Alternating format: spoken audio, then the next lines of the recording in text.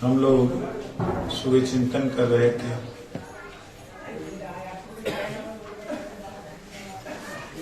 कि अगर हमें सब तरह के क्लेशों से मुक्त होना है,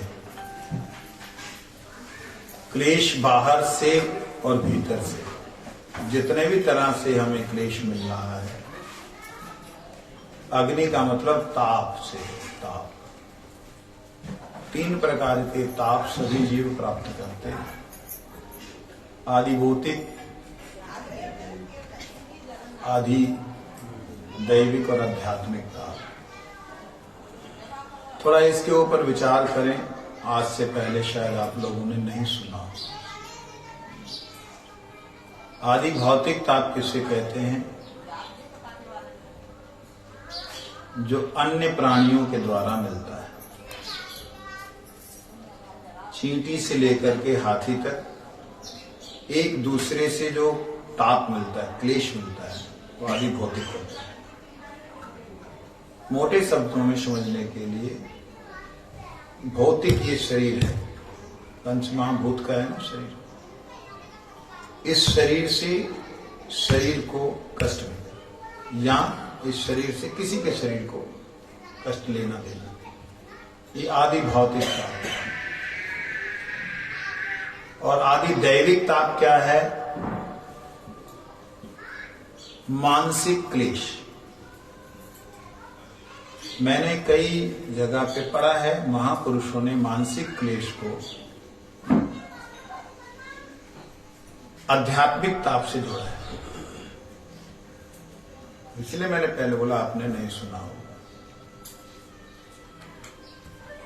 जो क्लेश देवताओं को मिलता है,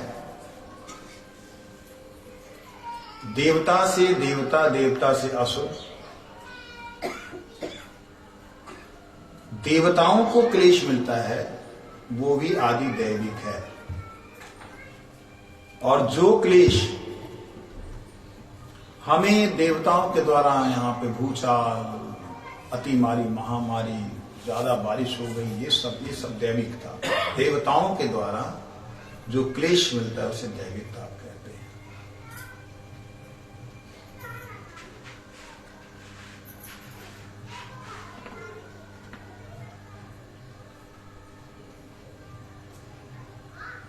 दैहिक, दैविक और आत्मिक ताप, आध्यात्मिक ताप। आध्यात्मिक ताप को महापुरुषों ने मानसिक ताप से जोड़ा है।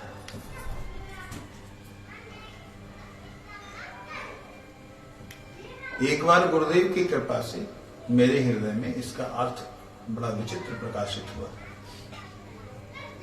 बॉम्बे में था, सन 2001 या 2 की बात होगी। उस वक्त वहां ऐसे ही त्रिताप के ऊपर चर्चा चल रही थी। तो हरि कथा में प्रकट हुआ अधि आत्मा, अधिक आत्मा, अध्यात्म मतलब अधिक आत्मा। आत्मा का अत्यंत जो भयंकर क्लेश है, वो क्लेश जब प्रतिभासित होता है, जब वो प्रतिबिंबित होता है, जब वो हमारे को अनुभव होता है, तो मानसिक क्लेश में दिखलाई देता है। दोबारा बोलो, ध्यान से समझना। दूसरे व्यक्ति के द्वारा दिया हुआ ताप, जय हो परम पूज्यपाद महाराज श्री की जय। वो ताप भौतिक ताप है। आपको किसी ने गाली दी, मन में लगी, तो वो आध्यात्मिक ताप में नहीं गिना जाएगा। दूसरे से जो प्राप्त हुआ मानसिक क्लेश हो या शारीरिक क्लेश हो, वो भौतिक ताप ही गिनना चाहिए। क्यों? पंचमहाभूत के अलावा भी मन, बुद्धि, अहंकार ये भौतिक जगत के ही अंश हैं। तो भौतिक ताप को इस तरीके से ले सकते हैं दैविक ताप के अंदर देवताओं का जो शरीर होता है वो सूक्ष्म शरीर होता है। वो हमारी तरह ये जड़ शरीर नहीं है। दाढ़ी सफेद होगी काली करो, काली होगी तो मुड़वा दो, ऐसा नहीं। उनका जैसा रूप है वैसा ही है, जैसे मन की स्थिति वाला होता है। तो इसलिए दैविक ताप में देवताओं को जो मिल रहा, अगर हम देवता बन रहे हैं तब भी वहां कष्ट है, और देवताओं के द्वारा जो मिलता है, ये दोनों ताप, दैविक ताप। आध्यात्मिक ताप का जो अर्थ प्रकाशित हुआ था उसको मैं आज खोल रहा हूं। आध्यात्मिक ताप मतलब अधि आत्मा। अधि शब्द का मतलब होता है अधिक। अधिक कौन है? अधि परमात्मा है। और अध्यात्म का अगर एक अर्थ और किया जाए, आदि आत्मा। आदि आत्मा, अध्यात्म, आदि आत्मा। आदि काल में आत्मा को जो कष्ट मिला, आदि काल में क्या कष्ट मिला? भगवान से बिछुड़ने के बाद जीव नाना तरह के क्लेशों से युक्त है।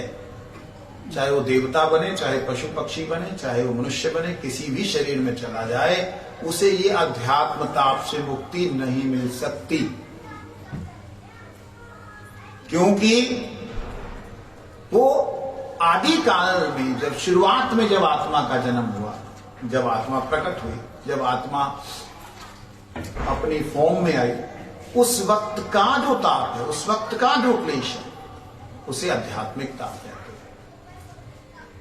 अब इसको हम दूसरे ढंग से समझें। कई बार आपकी ऐसी स्थिति होती है, आप देखते होंगे कि जो चीजें अच्छी लगती थी वो चीजें सामने हैं, अच्छी नहीं लग रही। ऐसी स्थिति होती है कई बार, और हमारी नहीं, पशु पक्षियों की भी होती है। वही पशु है जो रोज जो चीज खाता था वही रख दो उसके आगे से मुंह लटका के बैठे, भाई तेरे को क्या हुआ? वो है आध्यात्मिक क्लेश। जो आत्मा मन बुद्धि अहंकार के साथ शरीर तक को इंगित करती है, आध्यात्मिक क्लेश आत्मा का जो दुख है, भगवान से विछोह का, जो शब्दों में वर्णित नहीं किया जा सकता। आत्मा उसे मैटेरियलिस्टिक जो वर्ड्स हैं, शब्द हैं, उनके द्वारा उसको प्रतिभाषित नहीं कर सकती है।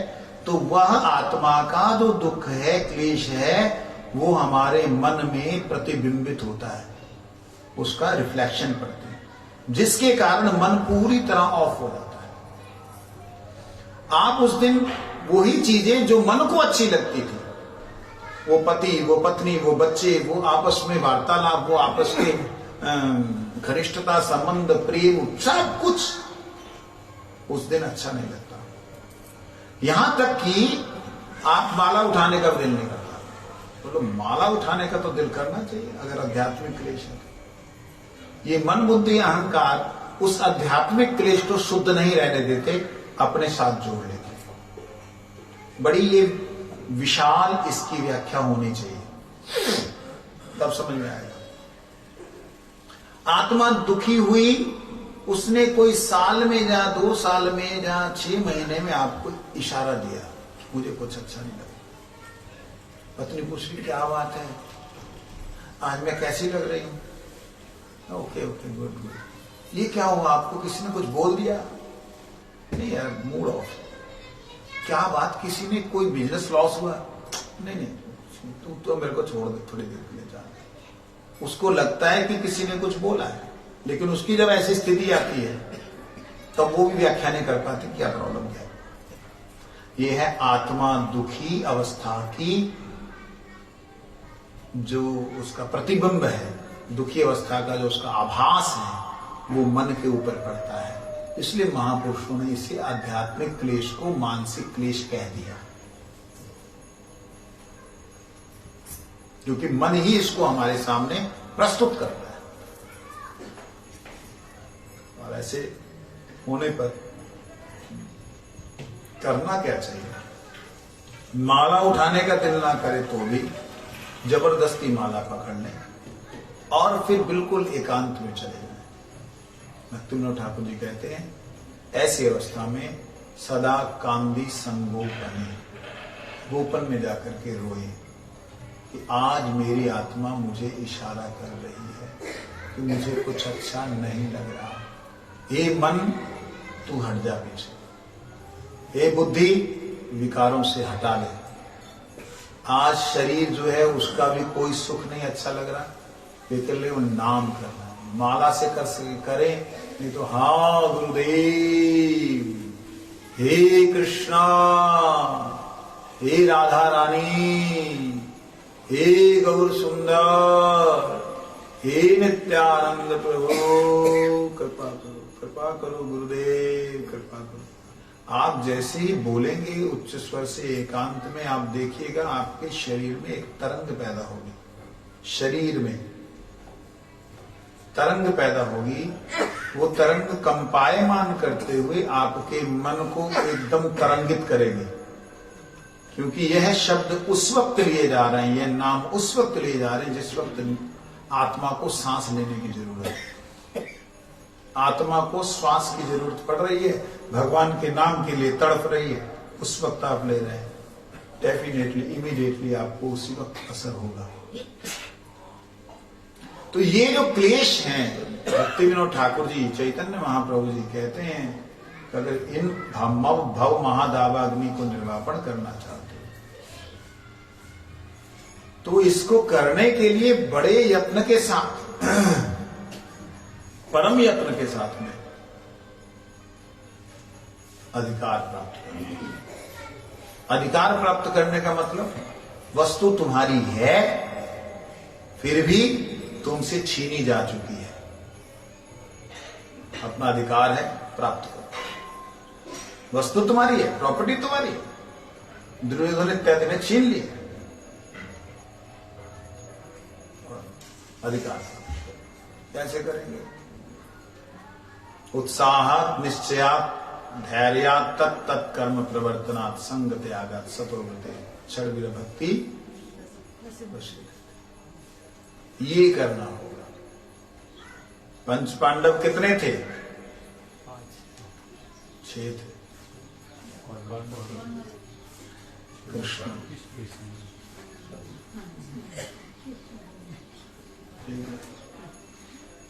तो उत्साह निश्चय धैर्य तत्त कर्म प्रवर्तना, ये 6 जो आपको सूत्र दिए श्री रूप गोस्वामी महाराज ने, ये सूत्र मानो गोविंद युधिष्ठिर महाराज, इनके अंदर आप देखिए धैर्य जो है, कौन है? युधिष्ठिर महाराज। उत्साह कृष्ण, अरे कर, अर्जुन को उत्साह किसने दिया? कृष्ण ने दिया। तत्त कर्म प्रवर्तना, जैसा आपने बोला वैसा करूंगा अर्जुन ने। संग त्यागा, मैं किसी को नहीं जानता, मार डालूंगा उसको, भीम।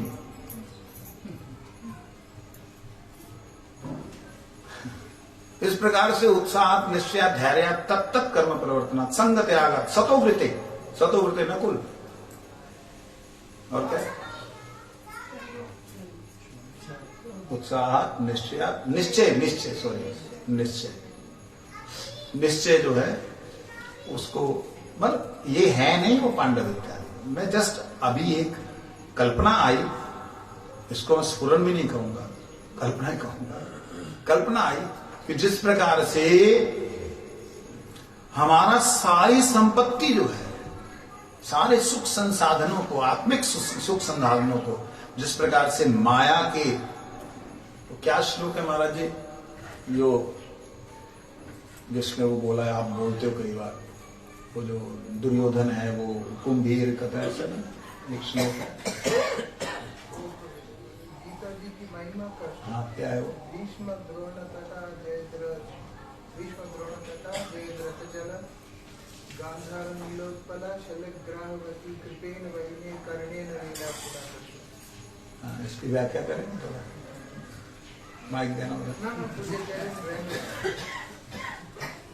इन लोगों ने, कौन कौन है? भीष्म, द्रोण और कृपा।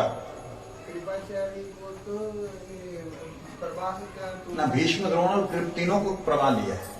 भीष्म द्रोण दोनों तट है। भीष्म और द्रोण दोनों तट हैं, और कृपाचार्य उसमें जो प्रवाह बह रहा है वो है जल का स्रोत है जो कि बहा के ले जाएगा। और दुर्योधन वगैरह जो है भंवर है बीच में, वो जो फंसा ले। और वो कौन है? मगरमच्छ। जयद्रथ जो है जल है। ना ना ना तो कथा तो कीर्तन तो करना ही पड़ेगा, माइक लेने में क्या प्रॉब्लम? ना ना ना ना क्या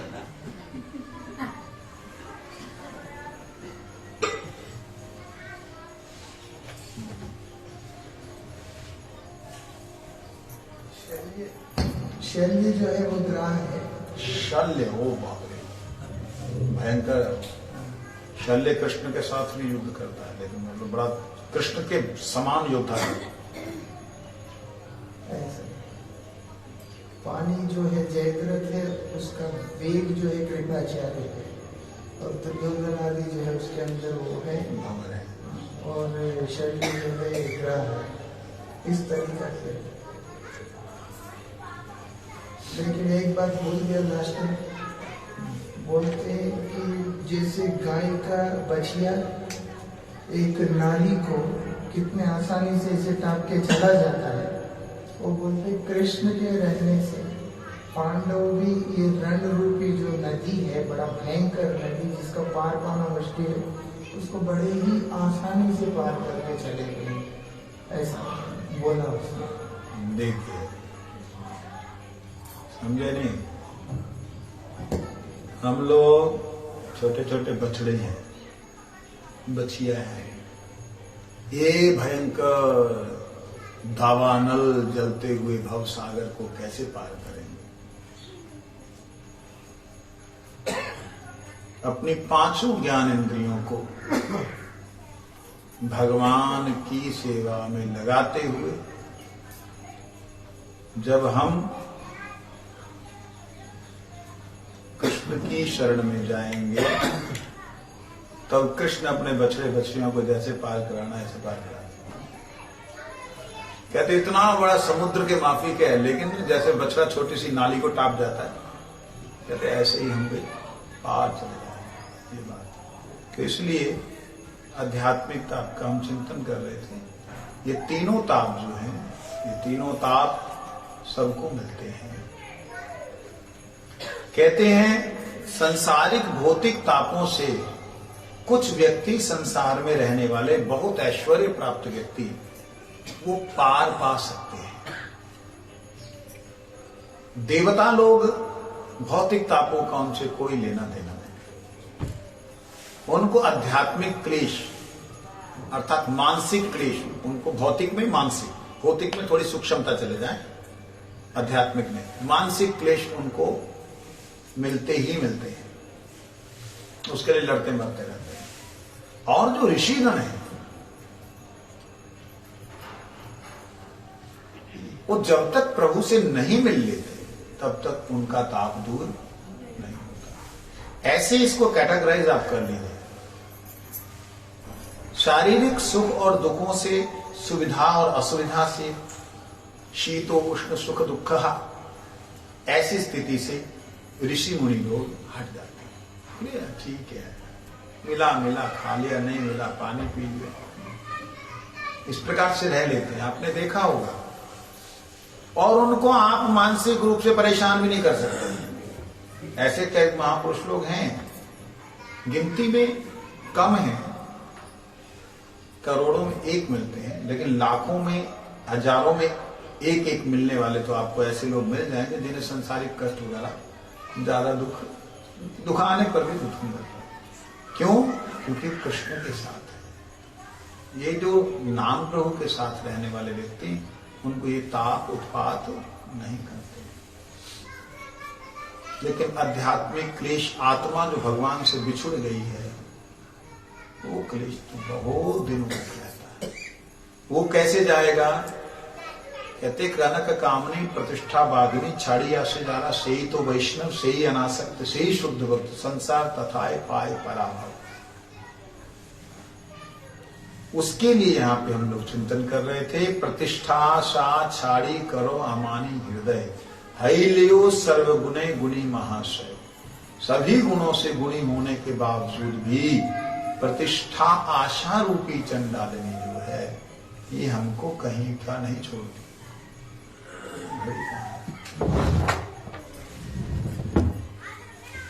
बड़ी आज समाधि में लगे हुए सब लोग। तो इसलिए प्रतिष्ठा आशा छाड़ी करो हमारी। कैसे छोड़ देंगे आशा को प्रतिष्ठा की? हमें इस जगत में प्रतिष्ठित नहीं होना। तो कृष्ण को प्रतिष्ठित करें, है?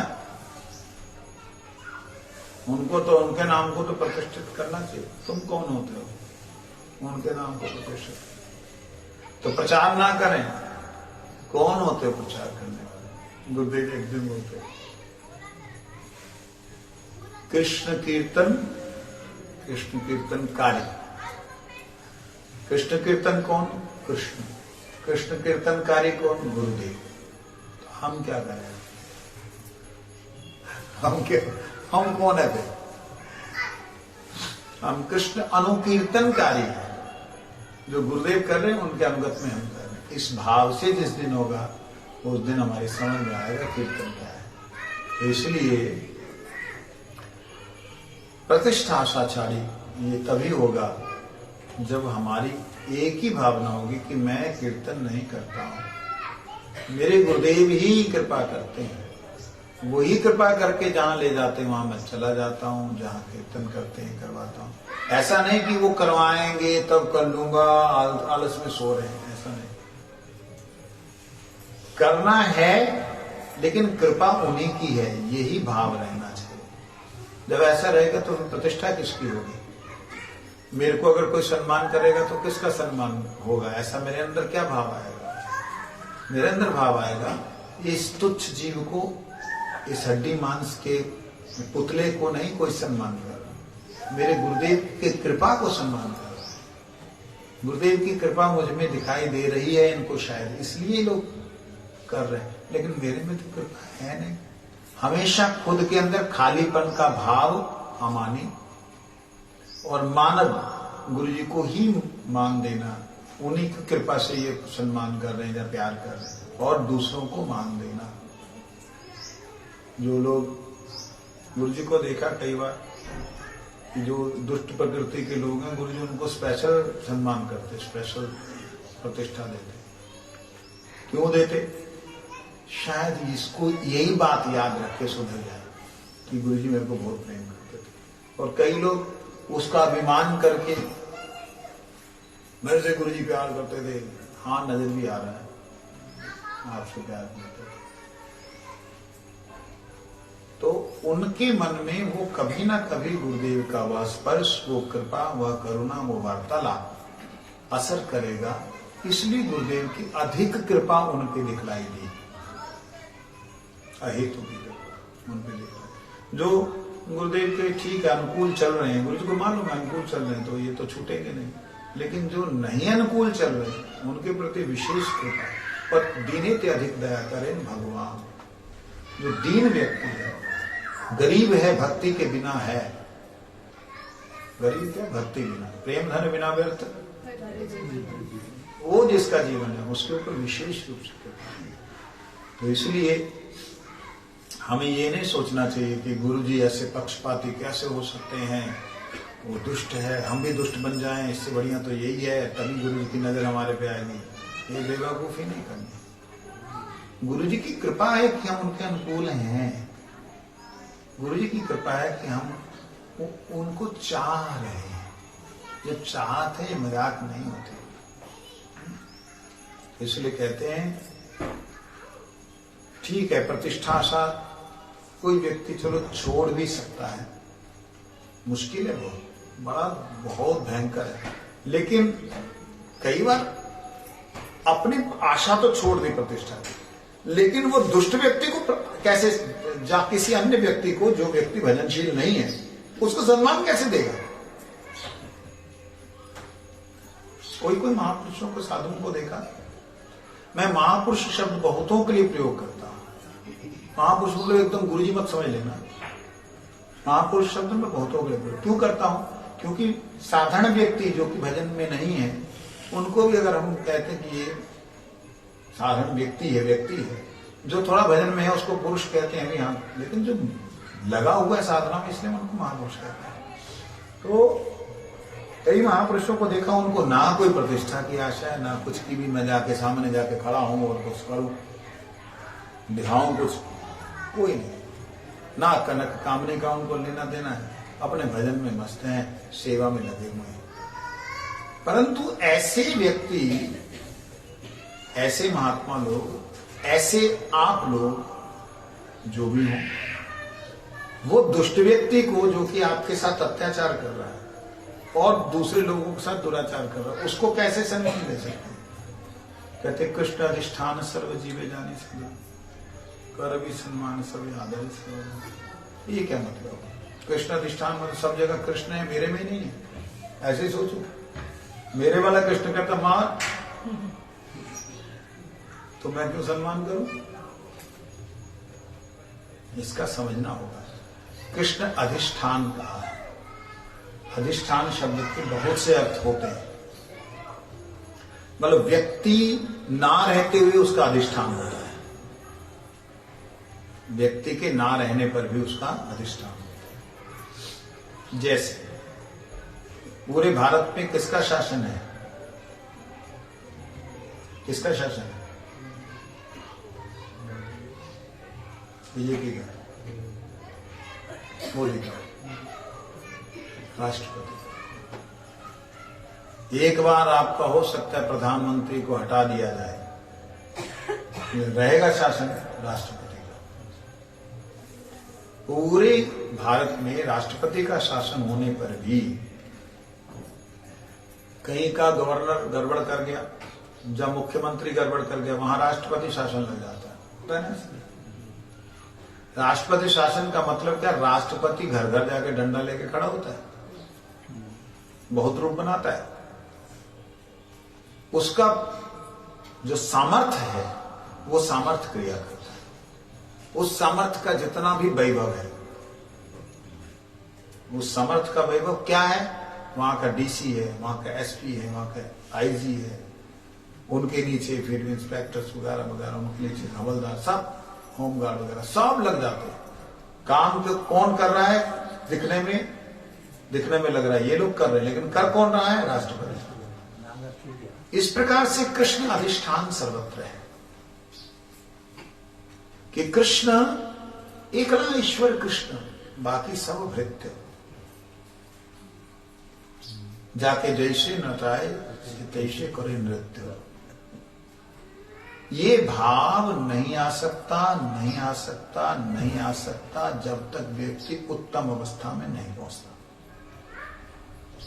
मध्यम अवस्था तक ये भाव आना बहुत आभास मात्र में आता है आभास आता है, जब ठाकुर जी भगवान कृपा करने से। लेकिन उत्तम अवस्था में दिखने भी लगता है। उसके ऊपर अत्याचार होने पे भी प्रहलाद की तरह भाव होता है कि ये तो भगवान तो सर्वत्र हैं, भगवान ही कर रहे। जब उसने पूछा ना, तेरा भगवान किधर है? सर्वत्र, मुझे क्यों नहीं नजर आता? कहते मुझे सब जगह नजर आता। कहते पिता जी आपको जो आप उसने बोला तेरे को इतना बल कहां से मिला है? कहते जिसके बल से आप बलवान है, मैं उसके बल से भगवान। कहां है वो? कहते सर्वत्र है, आपके हृदय में। मेरे हृदय में छाती को पीटने लगा, मेरे हृदय। सोचा कि फाड़ के निकाल मार डालू उसको। विश्वास कितना है भक्त की बात पे। प्रहलाद देख पा रहा है भगवान है। क्या प्रहलाद ने भगवान की तरह हिरण्यकश्यप की बात नहीं माननी चाहिए थी अगर वो देख रहा था? भगवान ही तो बोल रहे मेरी पूजा कर, मानना नहीं चाहिए था। यहां समझना है, यही सूक्ष्मता है। प्रहलाद का दर्शन है कि भगवान की शक्ति वहां है, भगवान का प्रतिबिंब वहां है। जैसे सूरज की प्रत्येक किरण में आप सूरज को देख सकते हैं, किरण के माध्यम से ऐसा करें, आपको सूरज दिखाई देगा, परंतु किरण कभी भी सूरज नहीं है। किरण में सूर्य का अधिष्ठान,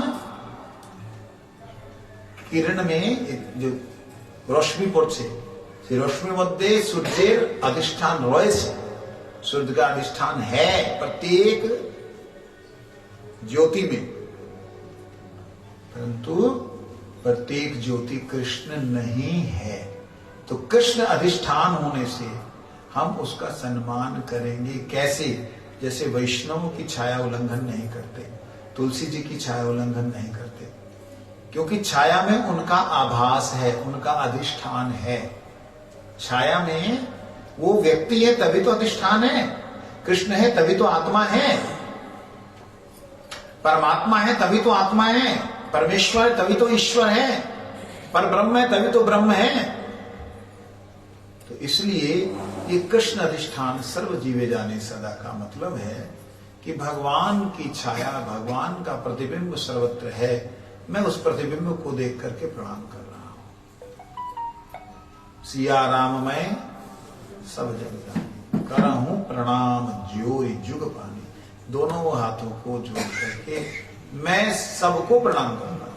यहां देखिए, सबको प्रणाम कर रहे हैं या सिया राम को कर रहे हैं, ध्यान देना।